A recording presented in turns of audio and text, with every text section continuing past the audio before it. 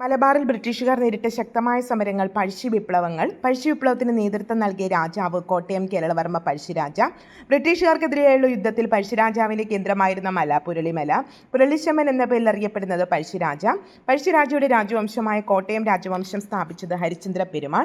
കേരളസിംഹം എന്നറിയപ്പെടുന്നത് പഴശ്ശിരാജ. പഴശ്ശിരാജയെ കേരളസിംഹം എന്ന് വിശേഷിപ്പിച്ചത് സർദാർ KM പണിക്കർ. ഒന്നാം പഴശ്ശി വിപ്ലവം നടന്ന കാലഘട്ടം 1793-1797. രണ്ടാം പഴശ്ശി വിപ്ലവം നടന്ന കാലഘട്ടം 1800-1805. ബ്രിട്ടീഷുകാർക്കെതിരെ പോരാടാൻ പഴശ്ശിരാജാവിനെ സഹായിച്ച ആദിവാസി വിഭാഗം കുറിച്യർ.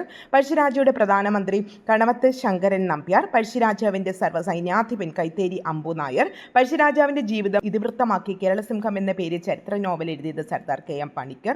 പഴശ്ശി സ്മാരകം മാനന്തവാടി, പഴശ്ശി ഡാം കണ്ണൂർ, പഴശ്ശി മ്യൂസിയം കോഴിക്കോട്. കേരളവർമ്മ പഴശ്ശിരാജ എന്ന ചിത്രം സംവിധാനം ചെയ്തത് ഹരി.